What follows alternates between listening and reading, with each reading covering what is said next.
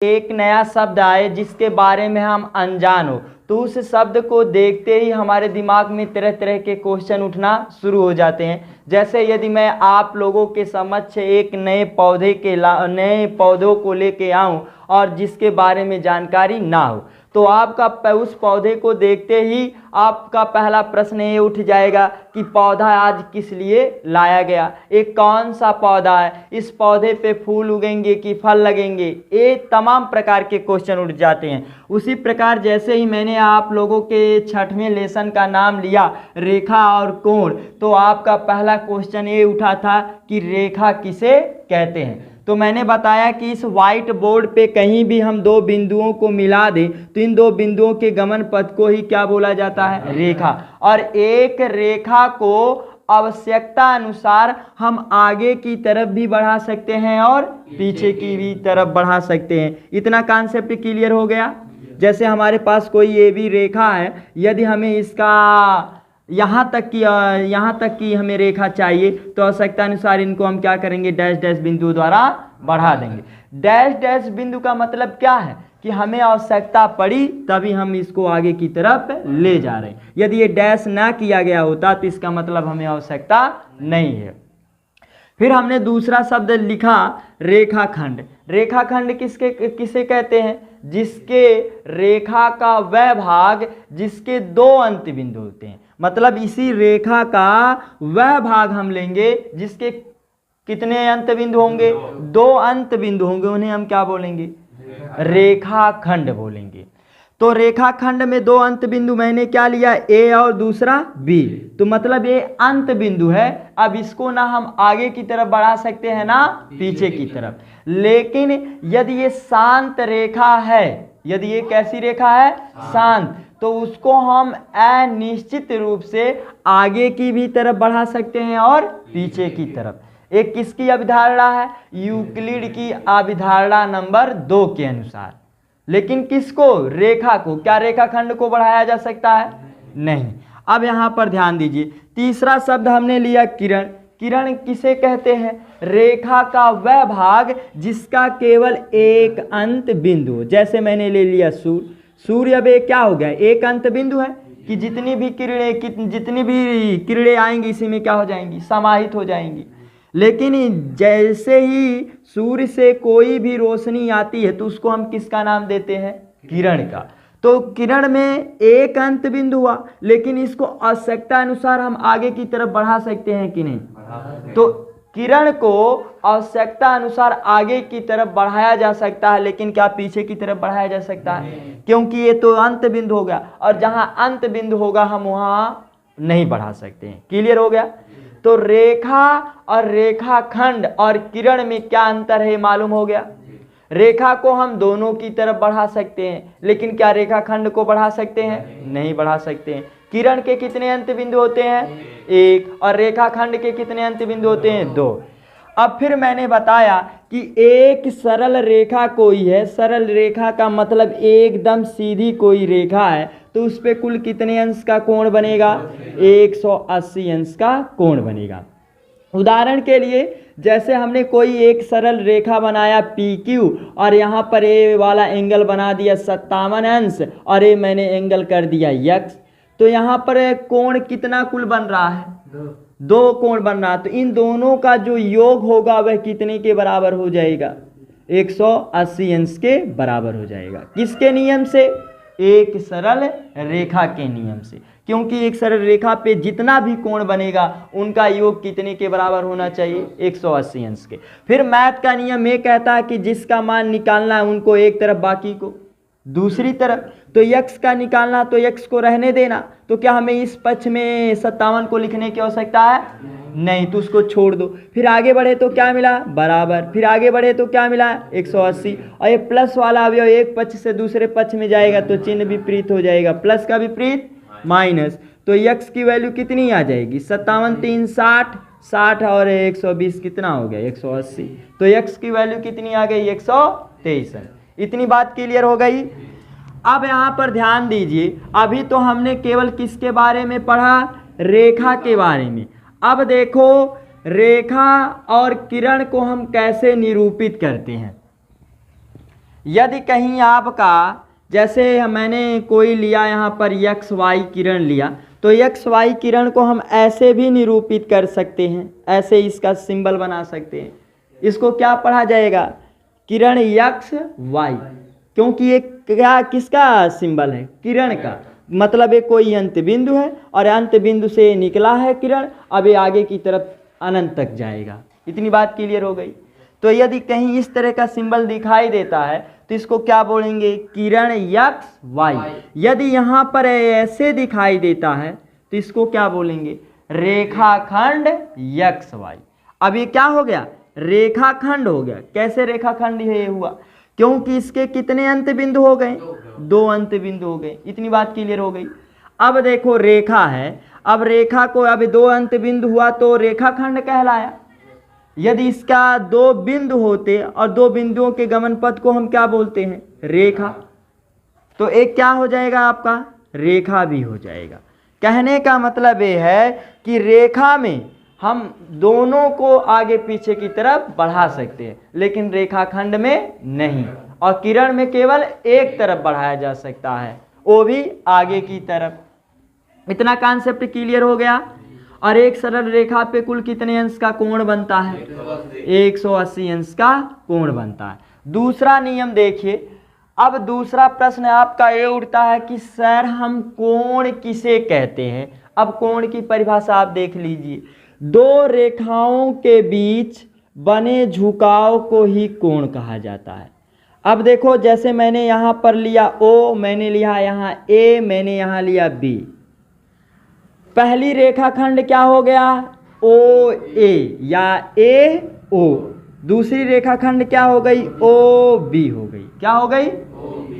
अब सवाल यह उठता है कि सर आप रेखाखंड क्यों बोल रहे हैं, क्यों रेखा नहीं बोल रहे हैं?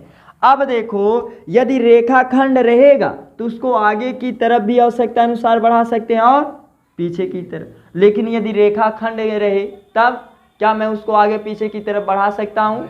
नहीं। यदि शांत रेखा रहेगी तभी हम अनिश्चित रूप से आगे बढ़ा सकते हैं, अन्यथा नहीं। तो 2 रेखाओं के बीच झुकाव को ही क्या बोला जाता है? कोण। तो ये दोनों रेखाएं कहाँ एक दूसरे किस बिंदु पे झुक रही हैं? O बिंदु पे झुक रही हैं। तो यहीं पर आपका क्या बनेगा? एंगल। परिभाषा आपकी क्या हुई कोण की? कि 2 रेखाओं के बीच, तो ये बीच में है, तो ये दोनों रेखाओं के बीच में कहाँ झुक रही हैं दोनों रेखाएं? O बिंदु पे। तो ये क्या बनेगा? कोण बनेगा। कोण की परिभाषा क्लियर हो गया। 2 रेखाओं के बीच बने झुकाव को ही क्या बोलते हैं? कोण बोलते हैं। अब देखो इनको कैसे लिखा जाता है। आपको हमेशा एक बात याद रखना है कि जिस बिंदु पे कोण बनता है उसको हमेशा मध्य में लिखा जाता है। क्या किया जाता है कि जिस बिंदु पे कोण बनता है उसको कहाँ लिखेंगे? हमेशा मध्य में। तो मध्य का मतलब बीच में। तो किस बिंदु पे कोण बन रहा है? O बिंदु पे। तो O बिंदु को कहाँ लिखा जाएगा? बीच में। तो इसका मतलब AB लिख दो और इनके बीच में आप क्या कर देंगे? O। तो इनको अब ऐसा सिंबल बना दो। इस सिंबल को क्या पढ़ा जाता है? कोण। इस सिंबल को क्या पढ़ा जाता है? तो क्या पढ़ा जाएगा? कोण AOB। या यहां से शुरू कर दीजिए, कोण BOA। तो देखिए दोनों में O बीच में आया कि नहीं? तो यही बात हमेशा आपको याद रखना है कि जो कोण, जिस बिंदु पे कोण बनेगा उसको हमेशा हमें क्या लिखना है? मध्य में। या तो आप यहां से शुरू कर दीजिए या तो यहां से, तो किस में आ जाएगा? बीच में आ जाएगा। कॉन्सेप्ट इतना क्लियर हो गया। अब दूसरा प्रश्न ये उठता है कि सर कोण कितने प्रकार के होते हैं? तो कोण 8 प्रकार के होते हैं। कोण कितने प्रकार के होते हैं? 8 प्रकार। अब वो सवाल यह उठता है कि कौन कौन? पहला कोण होता है आपका शून्य कोण। पहला कोण आपका क्या होता है? शून्य कोण। यदि आप लोगों से कोई व्यक्ति कहता है कि शून्य कोण किसे कहते हैं तो बताइएगा, अभी लिखिएगा मत, आप केवल समझिए। यदि आप लोगों से कोई व्यक्ति पूछता है कि शून्य कोण किसे कहते हैं तो बताइएगा कि यदि 2 रेखाओं के बीच बना झुकाव 0 अंश हो तो उन्हें हम क्या बोलेंगे? शून्य कोण। मतलब दो रेखाओं के बीच में कैसा कोण बनेगा? 0 डिग्री बनेगा, और 0 डिग्री का मतलब ही क्या कहलाएगा? शून्य कोण। कॉन्सेप्ट क्लियर हो गया। दूसरा कोण आपका होता है न्यून कोण। दूसरा कोण आपका क्या होता है? तो जैसे ही मैंने आपके सामने लिखा न्यून कोण, फिर आपके दिमाग में प्रश्न अब ये उठ गया होगा कि ये ससुराब न्यून कोण क्या होता है? न्यून कोण हम कैसे पहचानेंगे? तो ध्यान दीजिए, ऐसा कोण जिसकी माप 90 अंश से कम हो। ऐसा कोण जिसकी माप 90 अंश से कम हो उन्हें हम क्या बोलेंगे? न्यून कोण बोलेंगे। तो ये देखो, ये 90 अंश से क्या है? कम है, तो ये कैसा कोण कहलाएगा? न्यून कोण। क्लियर हो गया? न्यून कोण किसे कहते हैं? ऐसा कोण जिसकी माप 90 अंश से कम हो उन्हें हम क्या बोलेंगे? न्यून कोण। तीसरा आपका आता है अधिक कोण। तीसरा आपका क्या आता है? अधिक कोण। अब सवाल यह उठता है कि अधिक कोण किसे कहते हैं? ऐसा कोण जिसकी माप 90 अंश से अधिक हो। 90 अंश से क्या हो? अधिक हो। मैंने थीटा लिया कोण। ऐसा कोण जिसकी माप 90 अंश से अधिक हो लेकिन किससे छोटा हो? 180 अंश से छोटा हो, तो ऐसे कोण को हम क्या बोलेंगे? अधिक कोण बोलेंगे। ये परीक्षा की दृष्टि से जो हम लोग सरकारी नौकरियों की पेपर देते हैं, ये बहुत ही महत्वपूर्ण है आपकी प्रश्नावली। यहाँ से आपका क्वेश्चन पूछ लेता है, 4 आकृति बना देगा और पूछ लेगा न्यून कोण कौन है, या पूछ लेगा शून्य कोण कौन है, या पूछ लेगा अधिक कोण कौन है। अब ध्यान दीजिए, अधिक कोण की परिभाषा क्या बताएंगे? ऐसा कोण जिसकी माप 90 अंश से अधिक हो तथा 180 अंश से कम हो उन्हें हम क्या बोलेंगे? जैसे मैंने यहाँ पर बनाया 123 अंश। कितना लिखा मैंने? अब 123 अंश जो है, क्या ये अधिक कोण कहलाएगा? कहलाएगा। सवाल उठा क्यों कहलाएगा? क्योंकि इसकी माप जो है 90 अंश से क्या है? अधिक है, और 180 अंश से क्या है? कम है, तो ये क्या कहलाएगा? अधिक कोण। कॉन्सेप्ट क्लियर हो गया? अब देखो, आप लोगों ने 6-7 मतलब 3-2 से लेकर के 6-7-8 तक आप लोगों ने पढ़ा होगा, 8 तक, कि जिसका मुख है जिस तरफ खुला रहता है उसी को क्या पढ़ा जाता है? बड़े का चिन्ह। अर्थात आप लोगों ने पढ़ा होगा कि जिसका मुख बाएं की तरफ खुला रहता है उसे हम बड़े का चिन्ह बोलते हैं। उसे हम क्या बोलते हैं? बड़े का चिन्ह बोलते हैं। और जिसका मुख है दाएं की तरफ खुला रहता है उसे हम क्या बोलते हैं? छोटे का चिन्ह। अब सवाल यह उठता है कि सर जी आप यहाँ पर ऐसा क्यों लिखे, और जबकि ये जिसका मुख दाएं की तरफ खुला है उसे हम क्या बोलेंगे? छोटे का चिन्ह। तो इसको भी क्या बोलना चाहिए था? छोटा। लेकिन एक को बड़ा बोला जा रहा है, दूसरे को क्या बोला जा रहा है? छोटा। देखो मैंने इसको क्या पढ़ा कि ऐसा कोण जिसकी माप 90 अंश से अधिक। 90 अंश से अधिक का मतलब बड़ा। अब इसको क्या बोला गया? बड़ा। और जबकि बड़े का मुख किस तरफ खुला रहता है? बाएं की तरफ। किस तरफ खुला रहता है? तो इसका मतलब आपने सोचा होगा कि ये क्या किया जा रहा है? गलत पढ़ा जा रहा है। गलत नहीं पढ़ा जा रहा। तो जब दो चिन्ह एक ही जैसे लगाए गए हों, ध्यान से समझिएगा कॉन्सेप्ट में, जब दो चिन्ह एक ही जैसे लगाए गए हो, एक ही तरफ लगाए गए हो, तो पहले वाले चिन्ह को पढ़ा जाता है बड़े का चिन्ह। पहले वाले चिन्ह को क्या पढ़ेंगे? बड़े का चिन्ह। और दूसरे वाले चिन्ह को क्या पढ़ेंगे? छोटे का चिन्ह। कॉन्सेप्ट क्लियर हो गया? ऐसा कब बोला जाएगा? जब दो चिन्ह एक ही जैसे हों, एक ही तरफ खुले गए हों, खोले गए हों, तो पहले वाले को बोलेंगे छोटे का चिन्ह, बड़े का चिन्ह। पहले वाले को क्या बोलेंगे? बड़े का चिन्ह। और दूसरे वाले को क्या बोलेंगे? छोटे का चिन्ह। कॉन्सेप्ट क्लियर हो गया? अब कंफ्यूजन नहीं रहेगा ना, डाउट नहीं रहेगा। अब देखिए, जो चौथा कोण होता है, चौथे कोण की परिभाषा क्या है? चौथा कोण कौन होता है? चौथा कोण होता है आपका 90 समकोण। क्या होता है आपका? तो जैसे ही मैंने आप लोगों के सामने लिखा समकोण, फिर आपके दिमाग में प्रश्न उठा होगा कि सर अब ये समकोण किसे कहते हैं? समकोण की परिभाषा आप ध्यान दीजिए। ऐसा कोण जिसकी माप 90 अंश हो, ऐसा कोण जिसकी माप 90 अंश हो उसे हम क्या बोलेंगे? समकोण। यदि इस तरह का कहीं आपको दिखाई देता है तो इसको पढ़ा जाता है लंब, और लंब का मतलब कितनी डिग्री का कोण बनाएगा? 90 अंश। यदि इस तरह की कहीं आकृति दिखाई देती है तो इसका मतलब वो कितने अंश का कोण बना रहा? 90 अंश। तो समकोण की परिभाषा क्या हम बताएंगे? ऐसा कोण जिसकी माप 90 अंश हो उन्हें हम क्या बोलेंगे? समकोण।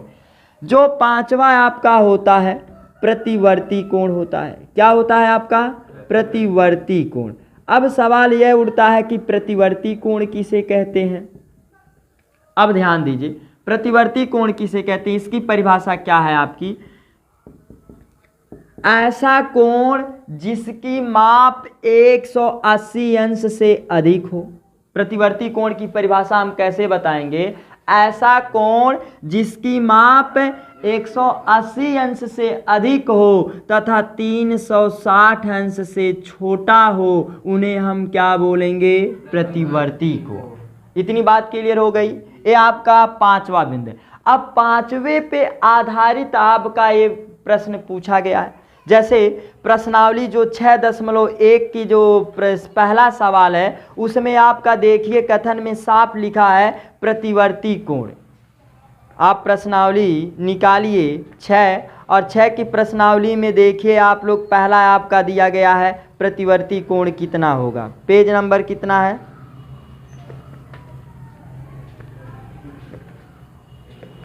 देखिए पहला सवाल दिया है, कह रहा आकृति 6.13 में रेखाएं AB और CD बिंदु O पे क्या करती हैं? प्रतिच्छेदित करती हैं। यदि कोण AOC प्लस कोण BOE बराबर 70 अंश और कोण BOD बराबर 40 अंश तो कोण BOE और प्रतिवर्ती कोण COE। क्या पूछ लिया कि हमें कोण COE का क्या चाहिए? प्रतिवर्ती कोण। तो प्रतिवर्ती का मतलब मैंने बताया कि ऐसा कोण जिसकी माप 90 अंश से क्या हो? अधिक हो और 360 अंश से क्या हो? छोटा हो, उन्हीं को हम क्या बोलेंगे? प्रतिवर्ती कोण। अब निकल जाएगा। यदि इनके बीच में नहीं आता है तो हम 360 अंश में से उस कोण को घटा देंगे तो वही क्या निकलेगा? प्रतिवर्ती कोण निकलेगा। अभी तो हम लोग प्रतिवर्ती कोण समझे। अब जो छठवां होता है आपका समपूरक कोण। क्या होता है आपका? समपूरक कोण। अब समपूरक कोण किसे कहते हैं? ध्यान दीजिए, यदि कोई व्यक्ति कहता है कि समपूरक कोण किसे कहते हैं तो बताइएगा यदि दो कोणों का योग 180 अंश के बराबर हो उन्हें हम क्या बोलेंगे? समपूरक कोण। क्या बोलेंगे? समपूरक कोण। तो जो समपूरक होते हैं वह एक दूसरे के क्या होते हैं? उन दोनों का योग 180 अंश के बराबर होते हैं। क्लियर हो गया? जो सातवां बिंदु होता है वह आपका होता है पूरक कोण। क्या होता है? पूरक कोण। अब पूरक कोण किसे कहते हैं? पूरक कोण का मतलब यदि दो कोणों का योग जो हो वह 90 अंश के बराबर हो उसे हम क्या बोलेंगे? पूरक कोण बोलेंगे। जैसे मैंने पहला कोण लिया 13 अंश, तो 13 अंश का पूरक कोण क्या होगा? तो इन दोनों का योग कितने के बराबर होगा? 90 अंश के बराबर होगा। तो माना कि दूसरा कोण क्या है? यक्ष अंश है, तो जिसका मान निकालना है उसको एक तरफ बाकी को दूसरी तरफ। तो 90 में से 13 अंश जाएगा, कितना बचेगा आपका? 8 में से 1 गया 7, 77 अंश। तो 13 अंश का पूरक कोण क्या कहलाएगा? 77 अंश कहलाएगा। पूरक का मतलब दो कोणों का योग 90 अंश। पूरक कोण का मतलब दो कोणों का योग कितने के बराबर होगा? 90 अंश। और सम का मतलब बराबर, दो कोणों का योग कितना होना चाहिए? 180 अंश। तो उन्हें हम क्या समपूरक वाले में, हाँ यहां देखो समपूरक, सम का मतलब क्या होता है? बराबर। मतलब दो कोणों का योग जो होगा बराबर होगा, इसका मतलब है ये गलत है। तो सम का मतलब ये हो गया बराबर और पूरक का मतलब आपको यहाँ बताया गया कि पूरक का मतलब दो कोणों का योग कितने के बराबर होगा, 90 अंश के बराबर होगा। तो समपूरक में आपका माप जो होगा दो कोणों का योग वह कितने के बराबर होगा, 360 अंश के बराबर होगा। और पूरक कोण का मतलब क्या हो गया, इसमें देख लो पूरक कोण में क्या दिया गया है, पूरक कोण दिया है, उसमें क्या दिया है, 90 अंश दिया है ना, इसका मतलब यही। अब देखो जो 8वां है, अब इस पे स्टार लगा लो।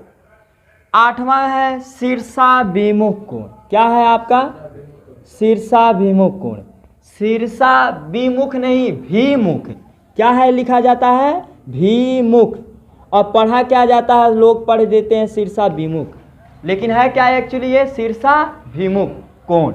अब शीर्षाभिमुख कोण किसे कहते हैं, अब ये इस पे स्टार लगा लीजिए, ये परीक्षा की दृष्टि से सबसे महत्वपूर्ण आपका कॉन्सेप्ट है। अब देखिए शीर्षाभिमुख कोण किसे कहते हैं, इनकी परिभाषा आप ध्यान से समझिए। शीर्षाभिमुख का मतलब ये होता है, यहाँ पर देखिए शीर्षाभिमुख, यदि दो सीधी रेखाएं एक दूसरे को परस्पर प्रतिच्छेदित करती हैं, कैसी रेखाएं हो, सीधी रेखाएं हो।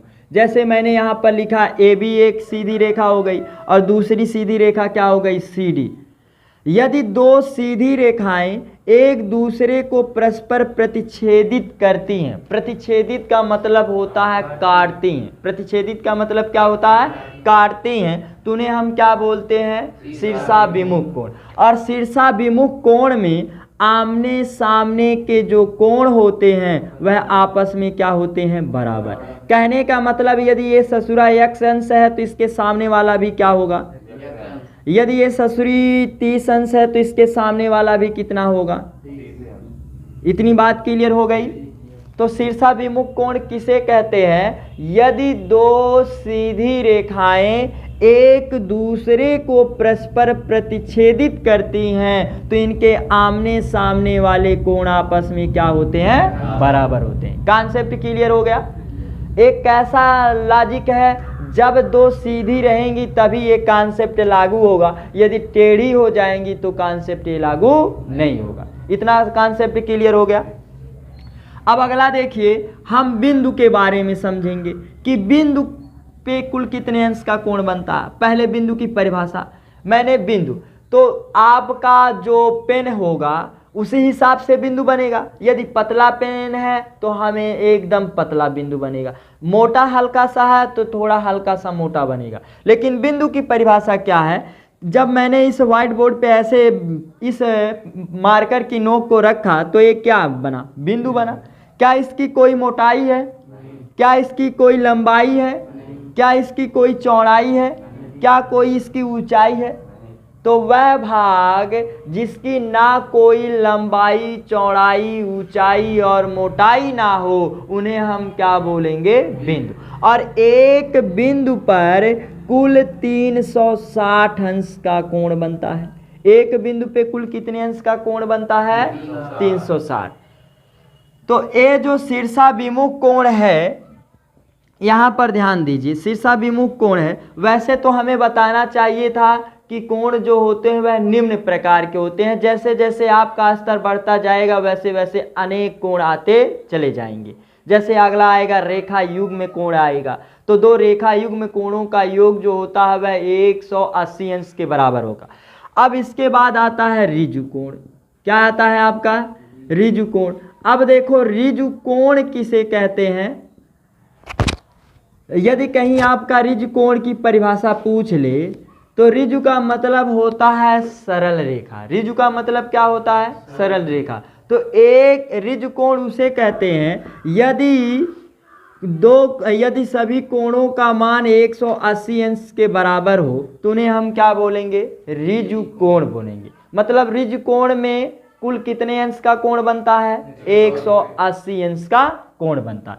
तो इतना आपका कॉन्सेप्ट था। अब अगला देखिए, पहला सवाल 6.1 का जो पहला सवाल है, हम कैसे सवालों को हल करेंगे।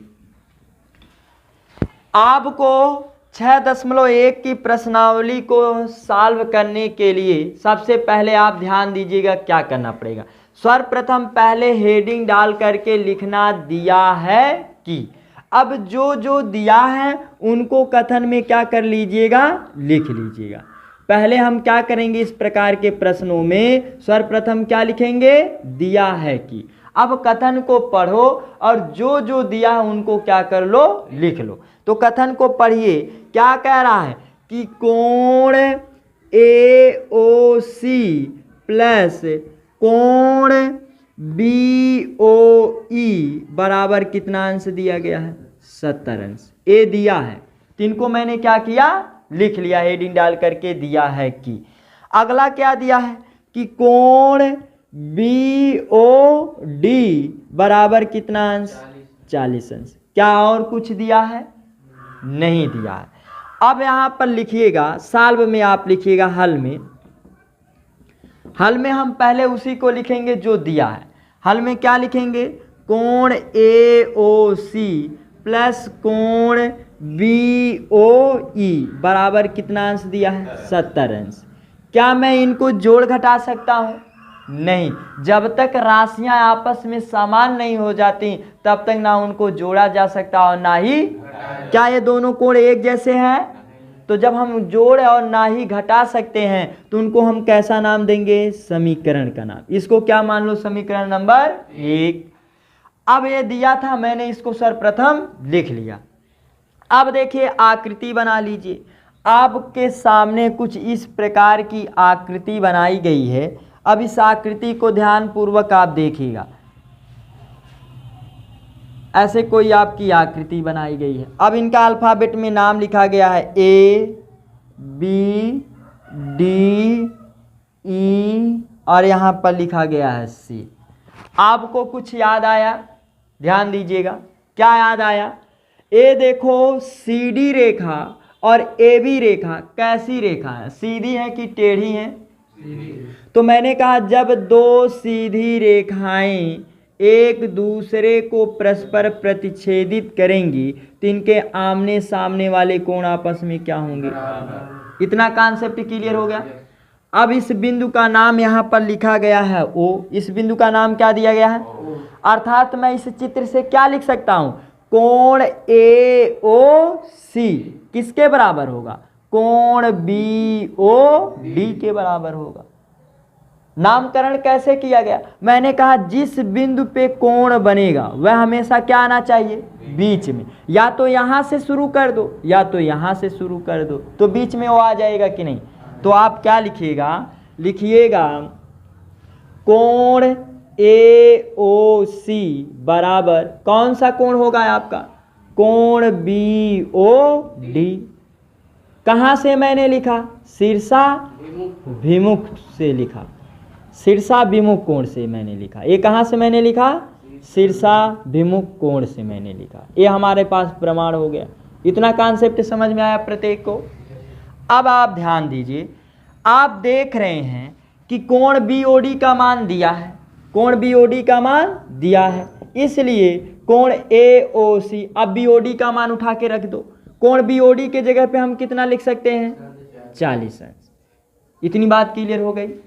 तो कोण AOC का मान कितना आ गया, 40 अंश। देखिए कोण AOC कहाँ बन रहा है, AOC, इसके जगह पे कितना अंश मैंने लिख दिया, 40 अंश। अब ये 40 अंश है तो ये भी क्या होगा, 40 अंश। इतना कॉन्सेप्ट क्लियर हो गया। अब ध्यान दीजिए, हमारे पास क्या दिया है, क्या दिया है, कोण AOC प्लस कोण BOE। तो पूछ क्या रहा है, कोण BOE। तो देखिए BOE इसमें आ गया कि नहीं, समीकरण 1 में। यदि हम समीकरण 1 में AOC का मान उठा के रख दे तो केवल यही बचेगा, तो वही रख दीजिए। लिखिएगा कोण AOC का मान किस में रखने पे, समीकरण 1 में रखने पे। तो समीकरण 1 में आप रख दीजिए। तो समीकरण 1 है क्या, उनको आप सर्वप्रथम लिख लीजिए। तो समीकरण 1 आपका है क्या, कोण AOC प्लस कोण BOE। यही तो है, कोण AOC प्लस कोण BOE बराबर कितना अंश है। अब देखो क्या हमें कोण, जैसे ही मैं आगे बढ़ा तो पहले क्या मिला, कोण AOC। क्या हमें कोण AOC का मान मालूम है? यदि मालूम है तो AOC के जगह पे हम कितना रखेंगे, 40 अंश। आगे बढ़ा तो क्या मिला, प्लस, फिर आगे बढ़ा तो क्या मिला, कोण BOE और बराबर कितना, 70 अंश। और मैथमेटिक्स का नियम क्या कहता है कि जिस ससुरा का मान निकालना है इनका चोचा पकड़ के दबा दो। अब इनका चोचा पकड़ के दबा दिए, क्या ये हिल डुल पाएंगे?